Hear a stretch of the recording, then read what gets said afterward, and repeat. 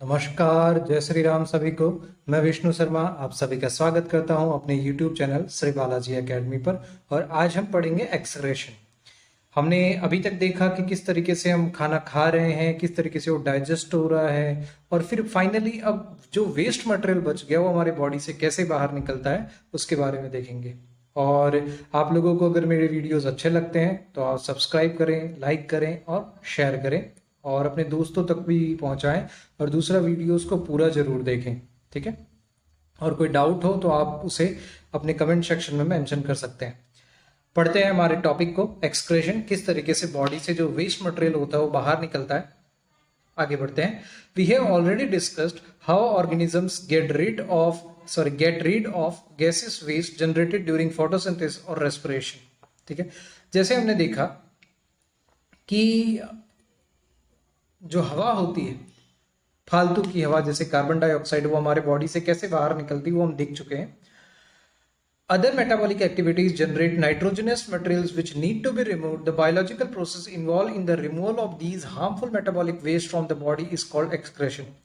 Body से जो भी कचरा निकलता है, ठीक है, जब हम खाना खाते हैं, खाना खाने के बाद जो भी न्यूट्रिएंट्स होते हैं वो एब्जॉर्ब हो जाते हैं। उसके बाद जो भी कचरा निकलता है वो कचरा बॉडी से बाहर निकालने की जो प्रोसेस होती है, that process is called excretion. और वो प्रोसेस किस तरीके से वर्क करती है वही हमें यहाँ पढ़ना है। Different organisms use varied strategies to do this. Many unicellular organisms remove these waste by simple diffusion from the body surface into the surrounding water. कुछ जो ऑर्गेनिज्म होते हैं यूनिसेलुलर मतलब क्या होता है, जिसके पास सिर्फ एक ही सेल होता है उसे हम यूनिसेलुलर कहते हैं। वो क्या करते हैं, डिफ्यूजन करते हैं। डिफ्यूजन मतलब अपने बॉडी से बाहर के सराउंडिंग एरिया में उस जो भी वेस्ट है उसे निकाल देते हैं। सिंपल डिफ्यूजन की प्रोसेस है। जैसे अमीबा है तो अमीबा क्या करेगा, डिफ्यूजन प्रोसेस से उस चीज को बाहर निकाल देगा बॉडी से। As we have seen in other processes, complex multicellular organisms use specialized organs to perform the same function, ठीक है। और यही फंक्शन, क्योंकि हम क्या है, ह्यूमंस क्या होते हैं, कॉम्प्लेक्स सेलुलर ऑर्गेनिज्म, ठीक है। क्यों? क्योंकि हमारा जो स्ट्रक्चर है वो थोड़ा कॉम्प्लेक्स है, इसलिए यही एक्शन को परफॉर्म करने के लिए हम डिफरेंट तरीके की फंक्शन जो है अप्लाई करते हैं। अब किस तरीके से होता है वो हम देख लेते हैं। Excretion in human beings. The excretory system of human beings include a pair of kidneys, a pair of ureters, a urinary bladder and a urethra. इस चीज को आप ध्यान से नोट डाउन कर लीजिएगा या फिर अंडरलाइन कर लीजिएगा। हमारा जो एक्सक्रेटरी सिस्टम है, जो बॉडी से वेस्ट मटेरियल बाहर निकालने का जो सिस्टम है, उनमें कौन कौन से पार्ट होते हैं। एक होता है किडनी, पेयर ऑफ किडनी, ठीक है, 2 किडनी हमारे पास होती है। पेयर ऑफ यूरेटर्स क्या होते हैं हम आगे देखेंगे। देन यूरिनरी ब्लेडर और यूरेथरा, ठीक है, यूरेथ्रा, यूरिनरी ब्लेडर, फिर उसके बाद आपका पेयर ऑफ यूरेटर्स, ठीक है, और किडनी। ये चीजें होती हैं जो हमारे बॉडी से वेस्ट निकालने के काम आती है। अब देखते हैं, kidneys are located in the abdomen. In the kidney passes through the abdomen, one on either side of the backbone. Backbone जो हमारी रीढ़ की हड्डी होती है उसके दोनों साइड किडनीज होती हैं, लेफ्ट साइड राइट साइड। देखो ये किडनी यहाँ पर है, एक किडनी यहाँ पर है और एक किडनी यहाँ पर है, तो 2 किडनीज होती हैं। बैकबोन के लेफ्ट एंड राइट साइड दोनों होती हैं। एब्डोमेन कैविटी जो हमारा पेट के नीचे का जो थोड़ा सा पार्ट होता है उसको हम एब्डोमेन कैविटी कहते हैं, और वहां पर ये चीजें होती हैं।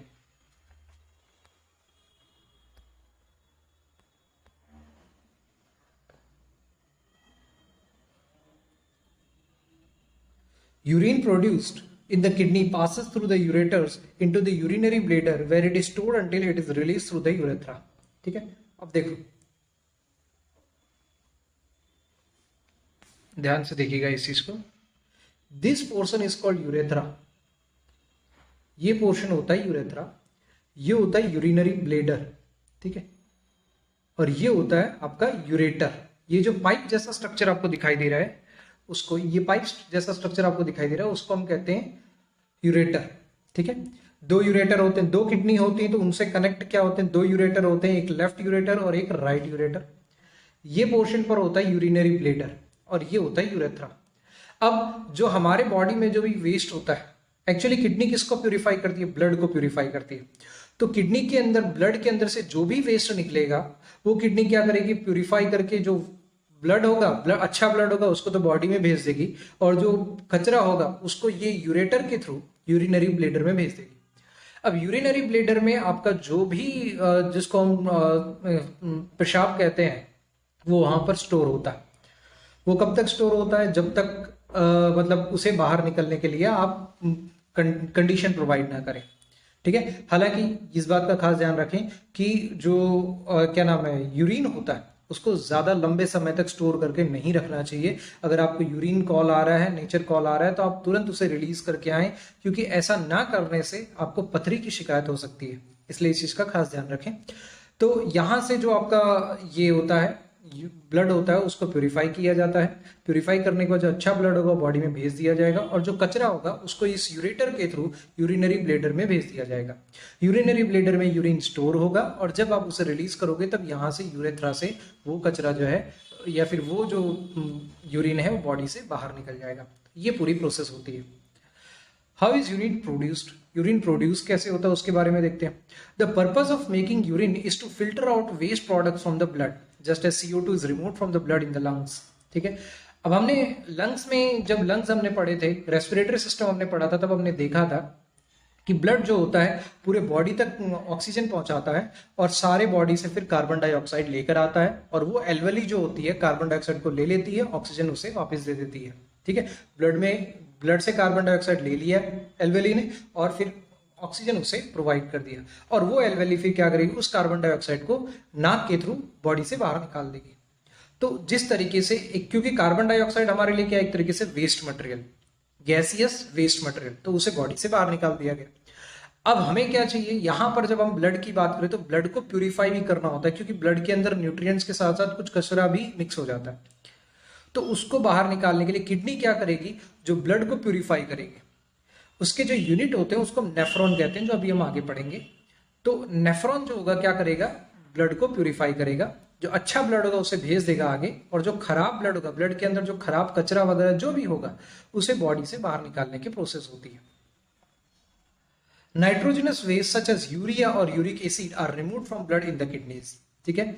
नाइट्रोजनस वेस्ट मतलब क्या होता है, जो भी न्यूट्रिएंट्स हो जिनके अंदर नाइट्रोजन होता है या फिर हमारे लिए हार्मफुल होता है, जो कि यूरिक एसिड या फिर यूरिया होता है, इसीलिए इसे क्या कहा जाता है, यूरिन कहा जाता है, ठीक है। जो हम पेशाब को यूरिन क्यों कहते हैं, उसका कारण क्या होता है, उसमें ज्यादातर यूरिक एसिड या फिर यूरिया होता है, इसलिए उसे यूरिन कहा जाता है। Are removed from the blood in the kidneys, it is then no surprise that the basic filtration unit in the kidneys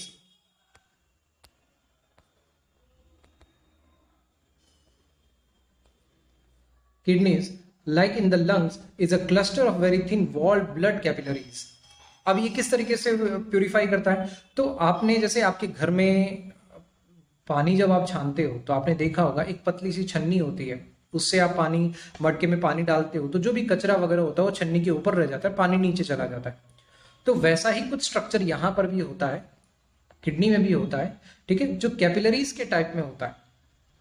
blood capillaries हमने देखा था, जब जो हमारी क्या नाम है आर्टरीज होती हैं, आर्टरीज बाद में डिवाइड होते छोटे छोटे पार्ट्स में डिवाइड होती है, जिसको हम कैपिलरी कहते हैं। फिर बाद में वो कैपिलरी वेन्स के कैपिलरी से कनेक्ट होकर फिर वेन से जो डीऑक्सीजनेटेड ब्लड होता है वो वापस से हमारे हार्ट में आता है।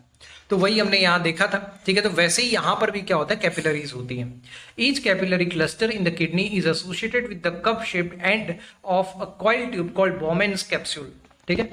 ये देखो, ये पूरा एक स्ट्रक्चर है किडनी का जो आप यहां देख पा रहे हैं।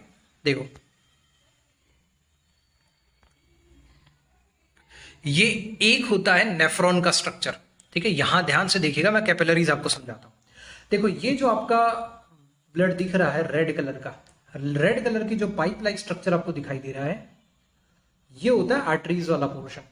और ये जो आपको ब्लू कलर का होता है, ये होता है कौन सा पोर्शन, ये होता है आपका वेन्स वाला पोर्शन।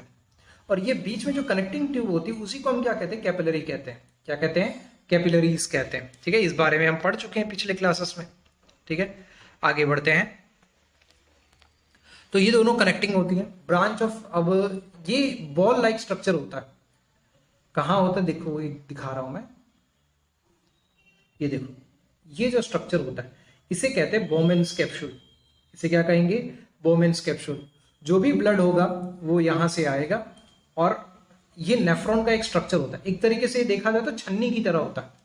ये क्या करेगा, पूरे ब्लड को छानेगा, पूरे ब्लड को साफ करेगा एकदम अच्छे से, ठीक है। Each kidney has large number of these filtration units called nephrons packed close together. Some substances in the initial filtrate such as glucose, amino acids, salts and major amount of water are selectively reabsorbed as the urine flows along the tube. The amount of water reabsorbed depends on how much excess water there is in the body. ठीक है। अब actually क्या होता है कि जब इससे filtration unit से फिल्टर होता है तो एमिनो एसिड है, ग्लूकोज है, ये सारी चीज़ें फिल्टर हो जाती हैं और उसके बाद जो वाटर है वो भी फिल्टर हो जाता है। कई बार ऐसा होता है कि यहाँ से जब वो नेफ्रॉन से फिल्टर होकर जब वो जा रहा होता है तब वापस से वाटर को एब्जॉर्ब किया जाता है। ये चीज़ किस बात पर डिपेंड करती है कि आपके बॉडी में एक्सेस अमाउंट ऑफ वाटर कितना है। अगर आपके बॉडी में अबंडेंट अमाउंट ऑफ वाटर है तो वहाँ पर वाटर को एब्जॉर्ब नहीं किया जाएगा, लेकिन आपके वहाँ बॉडी में अगर लेस अमाउंट ऑफ वाटर है तो वहाँ से वाटर को एब्जॉर्ब कर लिया जाएगा।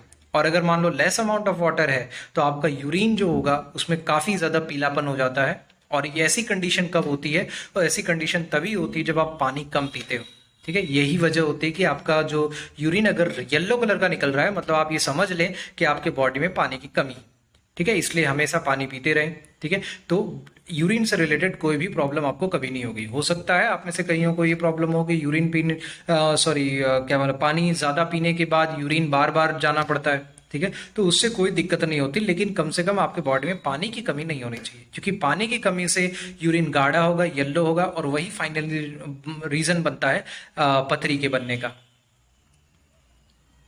Each kidney has large number of this filtration unit called nephrons packed close together. और ये नेफ्रॉन जो होते हैं आपस में बहुत देखो यहाँ पर दिख रहा होगा आपको ये छन्नी जैसा स्ट्रक्चर, वोमेन्स कैप्सूल में आपको एक छन्नी जैसा स्ट्रक्चर दिखाई दे रहा होगा। तो इसी तरीके से बहुत सारे नेफ्रॉन, ये पूरा का पूरा एक नेफ्रॉन यूनिट है, ठीक है। इस तरह से नेफ्रॉन यूनिट जो होते हैं बहुत सारी होती हैं, जिसकी वजह से आप फिल्टर कर पाते हो और बहुत सारी नेफ्रॉन्स यहाँ पर अवेलेबल होती हैं। आगे बढ़ते हैं, एक मिनट।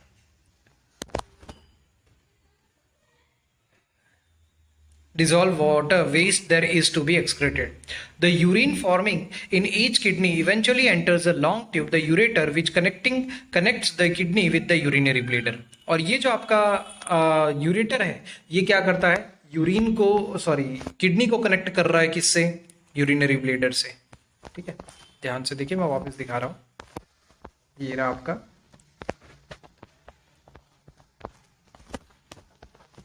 देखो, ये आपकी किडनी रही और ये यूरिनरी ब्लेडर रहा और ये जो पाइप है जिसको हम क्या कहते हैं, यूरेटर कहते हैं। क्या कहते हैं, यूरेटर कहते हैं। तो ये क्या कर रहा है, किडनी को यूरिनरी ब्लेडर के साथ कनेक्ट कर रहा है, किडनी को यूरिनरी ब्लेडर के साथ कनेक्ट कर रहा है। तो आई होप आपको ये समझ में आ गया होगा। आगे बढ़ते हैं।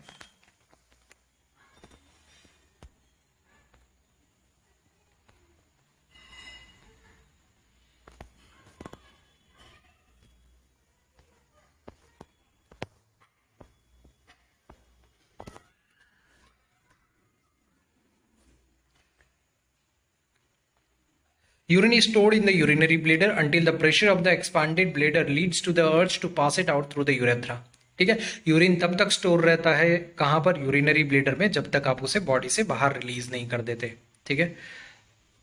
Urine is stored in the urinary bladder until the pressure of the expanded bladder leads to the urge to pass it out through the urethra. The bladder is muscular, so it is under nervous control, as we have discussed elsewhere. As a result, we can usually control the urge to urinate. ठीक है। अब ये जो हमारा urine होता है, ठीक है, द ब्लैडर, जो यूरिनरी ब्लैडर होता है वो मस्कुलर होता है और वो किससे कनेक्ट होता है, हमारे माइंड से, हमारे नर्वस सिस्टम से। और यही वजह होती है कि हम जो यूरिन होता है उसे रोक कर रख पाते हैं। अगर इनके सपोज करो कि ये माइंड से कनेक्ट नहीं होता तो हमें पता ही नहीं चलता हमें कब रिलीज करना कब नहीं रिलीज करना, तो जब भी चाहे वो रिलीज हो सकता था। बच्चे में एक्चुअली क्या होता है कि वो इतना समझ नहीं पाता, यही वजह होती है कि रात को सोते समय भी उस बिस्तर पे उसके जो यूरिन है वो रिलीज हो जाता है। क्यों? क्योंकि वो उतना समझ नहीं पाता। लेकिन जैसे जैसे हम बड़े होते जाते हैं वैसे वैसे हमारे अंदर ये समझ आ जाती है और हमें पता चल जाता है कि कब हमें यूरिन करना है और कब हमें यूरिन नहीं करना है, ठीक है। और क्यों? क्योंकि ये किससे कनेक्ट होता है, यूरिनरी ब्लेडर एक मस्कुलर टिश्यू है, मस्कुलर ऑर्गन है और वो किससे कनेक्ट होता है, हमारे नर्वस सिस्टम से, जिसे हम कंट्रोल कर सकते हैं, ठीक है। तो ये इतना था। अब इसके बाद पहले मैं जो एक इंपॉर्टेंट टॉपिक और है पीछे उसको पढ़ा के फिर मैं आपको ये जो एक्स्ट्रा इन्फॉर्मेशन है वो बताऊंगा। एक्सक्रेशन इन प्लांट्स, प्लांट्स किस तरीके से एक्सक्रेशन करते हैं उस बारे में हम एक बार देख लेते हैं। Plants use completely different strategies for excretion than those of animals. Oxygen itself can be thought of as a waste product generated during photosynthesis. We have discussed earlier how plants deal with oxygen as well as CO2. They can get rid of excess water by transpiration. For other waste, plants use the fact that many of their tissues consist of dead cells and that they can even lose some parts such as leaves. Many plants waste products are stored in cellular vacuoles, and waste products may be stored in leaves that fall off, and other waste products are stored as resins and gums, especially in old xylem. Plants also excrete some waste substances into the soil around them. अब plants किस तरीके से waste material को अपने body से बाहर निकालता है उस बारे में हम यहाँ पर देख लेते हैं। सबसे पहली बात तो जब फोटोसिंथेसिस की प्रोसेस होती है तब प्लांट के लिए वेस्ट पार्ट होता क्या, उसके लिए ऑक्सीजन वेस्ट पार्ट होता है, तो ऑक्सीजन को रिलीज कर देता है। ये हमने पूरा फोटोसिंथेसिस की जब प्रोसेस देखी थी तब हमने देखा था। साथ साथ में वाटर को भी वो क्या करता है, रिलीज करता है। वाटर को कैसे रिलीज किया जाता है, वाटर को ट्रांसपायरेशन की प्रोसेस से रिलीज किया जाता है। इसके साथ साथ कुछ और चीजें भी जब उसे एक्सक्रेट करनी होती है तब वो क्या करता है, अपने लीव्स में स्टोर करता रहता है जो भी उसे एक्सक्रेट करना होता है। जैसे मान लो कि ये लीव्स है, इस तरह कोई लीव है, इस तरह की कोई लीव्स है, तो ये क्या करेगा, लीव्स का जो साइड वाला पोर्शन है वहां पर जो भी वेस्ट मटेरियल होगा उसे स्टोर करता जाएगा। आपने देखा होगा कि जब गर्मियों का सीजन आता है तो शुरू में आप देखोगे कि वहां पर जो पत्तियां होती है हल्की हल्की बाहर की साइड से येलोइश होने लग जाती है। तो वहां एक्चुअली क्या है, जो वेस्ट मटेरियल वो स्टोर्ड है वहां तक न्यूट्रिएंट्स नहीं पहुंच रहे, इसलिए वो क्या हो गया, येलो हो गया। और धीरे धीरे धीरे पूरी पत्ती ही आपकी क्या हो जाती है, येलो हो जाती है और सूख जाती है, और फिर वो झड़ के गिर जाती है। फिर वसंत आती है, नई पत्तियां आती हैं। साल में ये पूरा एक प्रोसेस एक बार होता है साल में, ठीक है, पत्तियां झड़ती हैं। तो प्लांट क्या करता है, उसके अलावा ऑक्सीजन और वाटर के अलावा जो वेस्ट होता है वो अपनी पत्तियों में स्टोर करता रहता है, लीव्स में स्टोर करता रहता है और उसे फिर बॉडी से बाहर निकाल देता है। पहला तरीका ऑक्सीजन और वाटर को बाहर निकालने का। दूसरा तरीका ये पत्तियों में स्टोर करता है। तीसरा तरीका होता है कि प्लांट के आसपास डेड सेल्स होते हैं। प्लांट्स क्या करते हैं, डेड सेल्स जनरेट करते हैं। अगर आपने का आसपास पेड़ देखा होगा तो पेड़ की जो छाल होती है उस छाल को अगर निकालोगे तो वो एकदम सूखी हुई होती है। एक्चुअली वो क्या है, डेड सेल है, ठीक है, वो क्या है, डेड सेल है। वो कोई काम की नहीं है। प्लांट को सिर्फ एक सपोर्ट करने का काम करती है, उसके अलावा और कोई काम नहीं करती, ठीक है। उनको न तो न्यूट्रिएंट चाहिए न कुछ और चाहिए, बस वो वहां पर है, ठीक है। जैसे आपने नीम का पौधा देखा होगा, पेड़ देखा होगा, तो उसके बाहर का जो कवर होता है उसे आप बाहर निकाल भी दोगे तब भी प्लांट में से कुछ भी लिक्विड रिलीज नहीं होगा। लेकिन उस जो छाल होती है, उस छाल के जो बार्क जिसे हम कहते हैं, उस छाल के अंदर के पोर्शन को अगर आप कट करने जो लगोगे तो वहां पर आपको एक मतलब लिक्विड सब्सटेंस रिलीज होता हुआ दिखाई देगा। क्यों, क्योंकि वो क्या है, लिविंग है। और ये जो ऊपर का कवर होता है ये क्या होता है, नॉन लिविंग होता है, क्योंकि वो डेड हो चुका है, ठीक है। तो दूसरा तरीका तीसरा तरीका ये होता है। पहला तरीका ऑक्सीजन और वाटर को रिलीज करने का, दूसरा पत्तियों में स्टोर करने का जो भी एक्स्ट्रा है उसको, और तीसरा ये बार्क के फॉर्म में, और चौथा होता है कुछ प्लांट्स ऐसे भी होते हैं जो अपने बॉडी का जो अपने प्लांट का जो वेस्ट होता है उसे डायरेक्ट सॉइल में रिलीज कर देते हैं। डायरेक्ट सॉइल में जिस तरीके से सॉइल से इनटेक हो रहा है वैसे ही वो रिलीज भी कर देते हैं। तो ये होता है एक्सक्रेटरी सिस्टम किसका, प्लांट का, ठीक है। आई होप यहां तक आपको समझ आ गया होगा। आगे बढ़ते हैं। तो ये था आपका पूरा एक्सक्रेटरी सिस्टम। अब आगे कुछ टॉपिक हैं जो हम एक बार देख लेते हैं, जो कि एक्स्ट्रा इन्फॉर्मेशन पर्पज से हैं। आर्टिफिशियल किडनी क्या होती है उस बारे में हम एक बार देख लेते हैं। हो जा भाई मेरे, अच्छा,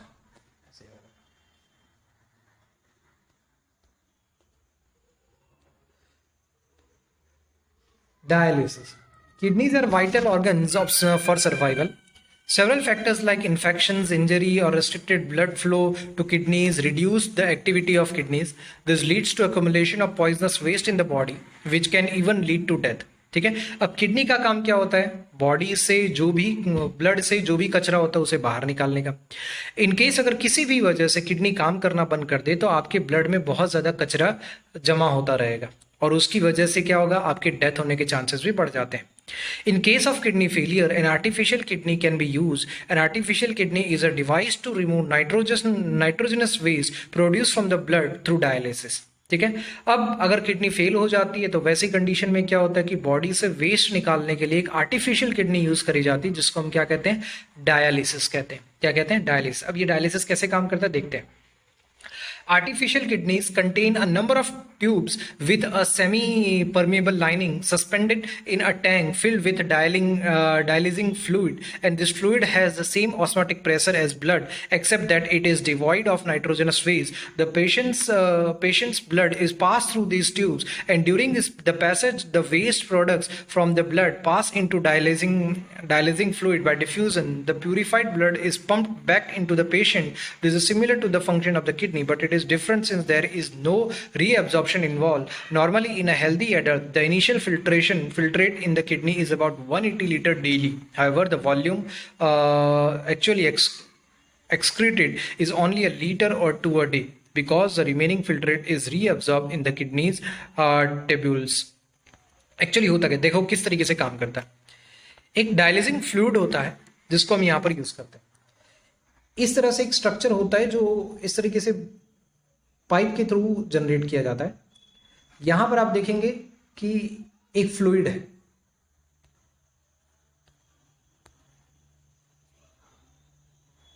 देखो यहां पर आपका क्या, फ्रेश डायलिसिंग सॉल्यूशन, ये वाले पाइप के अंदर क्या, फ्रेश डायलिसिंग सॉल्यूशन, जो क्या करेगा, इसके अंदर जो होता है कि इसका जो प्रेशर होगा वो सेम एज किसके बराबर होता है, ब्लड के बराबर होता है। बस फर्क क्या होता है, इसमें नाइट्रोजन नहीं होता और ब्लड में क्या होता है, नाइट्रोजनस वेस्ट होता है। तो जैसे ही ब्लड यहां से पास होगा तो वो क्या करेगा, यहां से जैसे ही ब्लड पास होगा तो वो क्या करेगा, यहां से जो भी एक्स्ट्रा नाइट्रोजन होगा वो इसमें डिपॉजिट कर देगा, ये वाले में वो क्या करेगा, डिपॉजिट कर देगा, जिसकी वजह से नाइट्रोजनस वेस्ट ब्लड से बाहर निकल जाएगा। जिस तरीके से किडनी काम करती है वैसे ही ये डायलिसिंग भी काम करता है। लेकिन फर्क क्या है, किडनी जो होती है क्या करती है कि जब भी फ्लूइड को बाहर निकालती है तो उसमें से ब्लड को प्यूरिफाई करती है, तो उसमें से जो भी एक्स्ट्रा जो फ्लूइड होता है जो कि मतलब फिल्ट्रेट हो गया, जैसे हमने अभी देखा ग्लूकोज है, एमिनो एसिड है, वाटर है, उसको वापस से रीअब्सॉर्ब कर लिया जाता है। लेकिन इस सिस्टम में वो पॉसिबिलिटी नहीं है।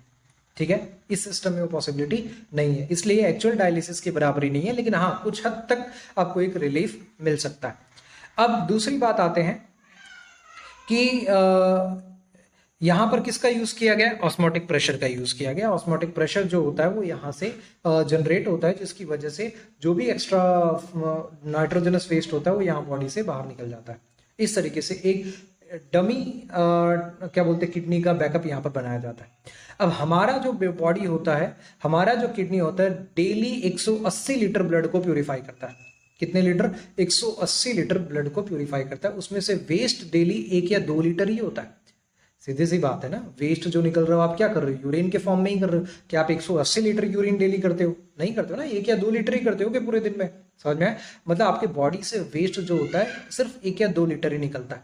मतलब ये मान लीजिए कि जो एकदम कचरा है वही आपकी बॉडी से बाहर निकलता है। क्लियर है, 180 लीटर में सिर्फ 1-2 लीटर ही बाहर निकलता है। ठीक है, तो इसका मीनिंग क्या होता है, बहुत सारी चीजें वापस से रीअब्सॉर्ब हो जाती हैं। लेकिन इस डायलिसिस में वो पॉसिबिलिटी नहीं है, इसीलिए आपकी जो नेचुरल किडनी है उसको कोई भी सब्स्टिट्यूट नहीं कर सकता।